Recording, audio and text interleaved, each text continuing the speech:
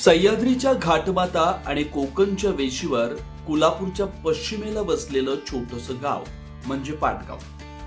गावाच्या सभोवताली निसर्गाचं वरदान लाभलेलं घनदाट जंगल, जंगलात प्रामुख्याने आढळणारी कारवी, सूर्यफूल आणि जांभूळ फुलांवर घोंगावणारी मधमाशी नैसर्गिकरित्या या ठिकाणी स्थिरावली आहे। वर्षभरात सुमारे 10 टन मध निर्मिती करणारे हे गाव मधाचं गाव म्हणून राज्यभर प्रसिद्ध झालंय। आता 4थीच्या इंग्रजी पुस्तकातही मधाच्या गावचा गोडवा अभ्यासरूपी विद्यार्थ्यांना चाखायला मिळणार आहे। द हनी व्हिलेज या नावानं समाविष्ट झालेल्या धड्यातून मानवी आयुष्यातील मधाचं महत्व, पाटगावची महती राज्यभरातील विद्यार्थ्यांपर्यंत पोहोचणार असल्यानं गावकऱ्यांच्या आनंदाला उधाण आलंय। राज्य शासनाच्या शिक्षण विभागानं यावर्षी 2री, 3री, 4थी आणि 6वीचा अभ्यासक्रम बदललाय।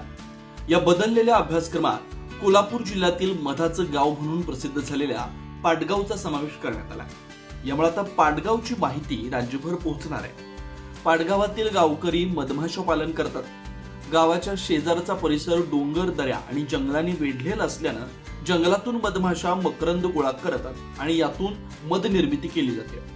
गेल्या 3 वर्षापासून केंद्र आणि राज्य सरकारनं विविध सरकारी योजना राबवून या गावाचा विकास केला। मानवी जीवनात अनन्यसाधारण महत्व असलेल्या आणि नैसर्गिक पद्धतीने उत्पादित होणाऱ्या मधाला देश आणि विदेशातून चांगली मागणी असल्यानं पाटगावचं मध जगभर पोहोचलंय। आता विद्यार्थी दशेपासूनच मधाचं महत्व विद्यार्थ्यांना समजावं, मधाच्या गावची महती विद्यार्थ्यांना कळावी, यासाठी राज्य सरकारनं राबवलेला हा उपक्रम नक्कीच कौतुकास्पद असल्याचं सरपंच दीप्ती राऊळ यांनी सांगितलंय।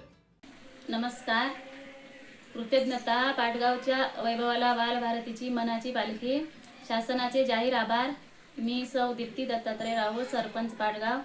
ज्या मातीत आपण जन्माला येतो, लहानाचे मोठे होतो, त्या मातीचा सुगंध जेव्हा अवघ्या महाराष्ट्रात पसरतो तेव्हा ऊर अभिमानाने भरून येतो।